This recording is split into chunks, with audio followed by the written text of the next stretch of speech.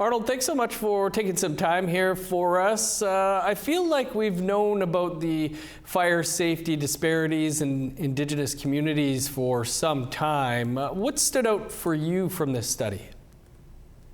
Well, I don't think anything stood out. It just gives us empirical data of what we've been aware of all along.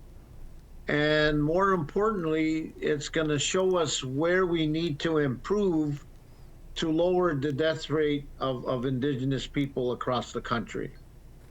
Yeah, like we were talking there before, you've been at this 20 plus years or more, and some of those feelings about the disparities were mostly anecdotal, but this is referred to as an exploratory study and underscores the need for more Indigenous-specific data. What would that look like?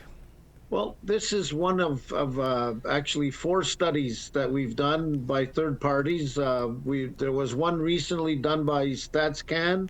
The NIFC, or National Indigenous Fire Safety Council, commissioned Statistics Canada to look at the fire deaths and where people are dying and how they're dying. There's this study that's looking at the national fire incident data coupled with our own national incident reporting system.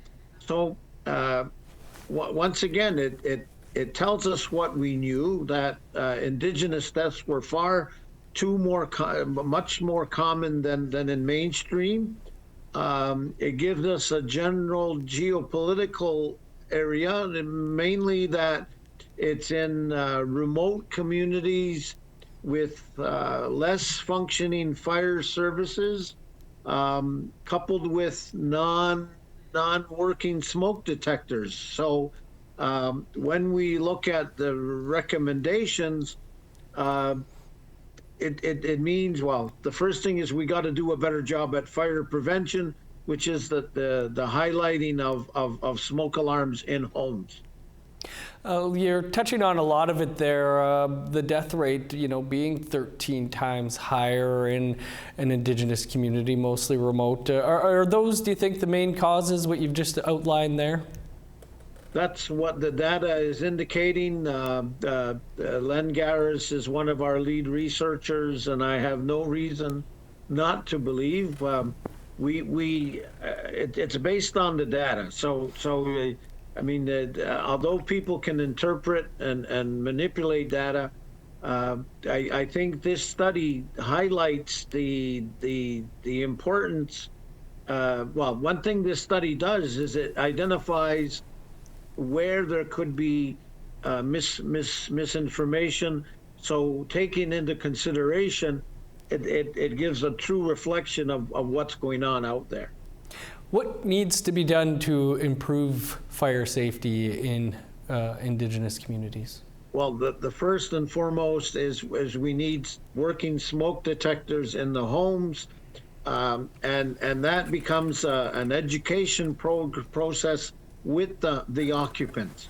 The cities of Montreal, Vancouver, Toronto all have very good fire services, but if the occupants don't have a working smoke detector, they're not going to get out in time. So one of our many initiatives is to try and educate the community members of the importance of having smoke alarms in their home, and then working on the resources to ensure that happens. We've recently done an initiative with Kidda Canada. I think APTN covered it in Ganawage, and we will continue to educate homeowners and parents and grandparents why they need to ensure their smoke detectors are working, smoke alarms. They need to have 2 ways out. Where there's a push to have a one exit system in the code that we're not agreeing with, and the long-term plan is to build housing that's subject to not burn as quickly. Arnold, lots we could talk about on this, but we'll have to leave it there. Appreciate you giving us some of your time today. So the one advice I'll give is please check your smoke alarms when you get home. And if you don't have one, please get one installed.